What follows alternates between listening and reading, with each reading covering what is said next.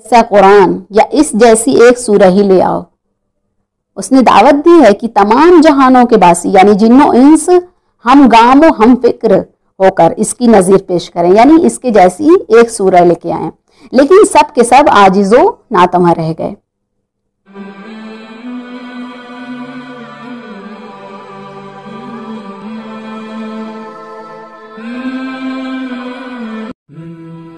بسم اللہ الرحمن الرحیم۔ بات کرتے ہیں کہ قرآن کے حروف مقطعات کے متعلق۔ یہ حروف مقطعات اس میں تحقیق کرتے ہیں کہ بسم اللہ الرحمن الرحیم، الف لام میم، ذالک الکتاب لا ریب فیہ ھدی للمتقین۔ الف لام میم یہ وہ کتاب ہے جس میں کسی طرح کے شک و شبہ کی گنجائش نہیں ہے، یہ صاحبان تقوی اور پرہیزگار لوگوں کے لیے مجسم ہدایت ہے۔ انہی سورتوں کی ابتدا میں ہمیں حروف مقطعات دکھائی دیتے ہیں، جیسا کہ ان کے نام سے ظاہر ہے یہ حروف ایک دوسرے سے منقطع اور الگ الگ ہیں، اور ان سے کوئی ایسا لفظ نہیں بنتا جو سمجھ میں آ سکے۔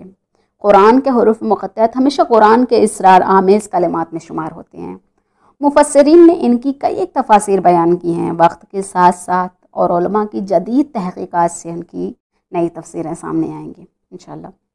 جیسے کہ قابل غور بات یہ ہے کہ ہم نے کسی تاریخ میں نہیں دیکھا کہ جہاں عرب اور مشرکین نے قرآن کی کئی ایک صورتوں کی ابتدا میں موجود ان حروف مقطعات کی وجہ سے رسول اکرم پر اعتراض کیا ہو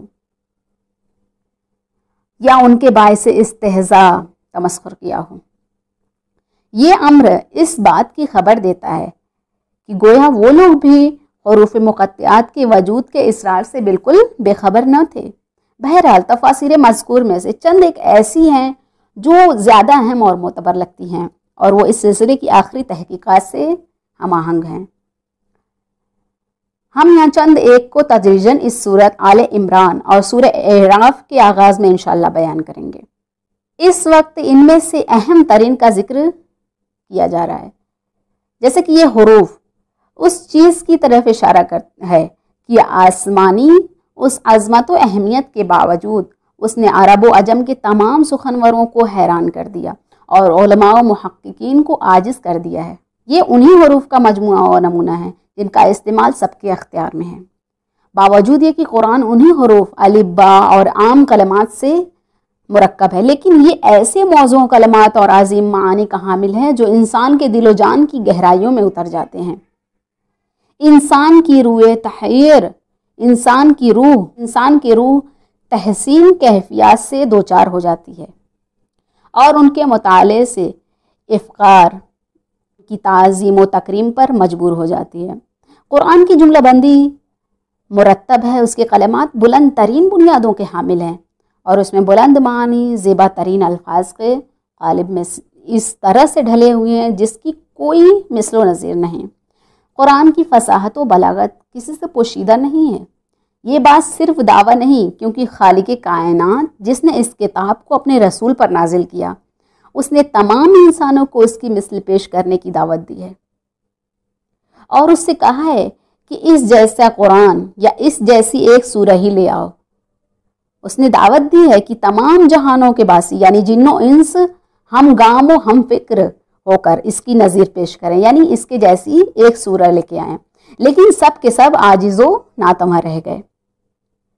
تو یہ اس بات کا ثبوت ہے انسانی فکر کی تخلیق نہیں ہے، بالکل اسی طرح جیسے خداوند عظیم نے اس مٹی سے انسان کو اس تعجب خیز جسم کے ساتھ تخلیق کیا، قسم قسم کے خوبصورت پرندے اور جانور پیدا کیے، طرح طرح کی چیزیں بنائی ہیں۔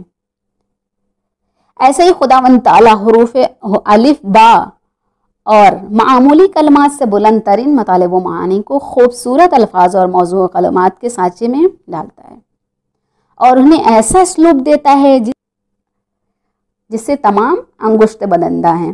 بے شک یہی حروف انسانوں کے اختیار میں بھی ہیں، لیکن ان میں یہ طاقت نہیں کہ قرآن جیسی تراکیب اور جملہ بندی ایجاد کر سکیں۔ السلام علیک یا بقیت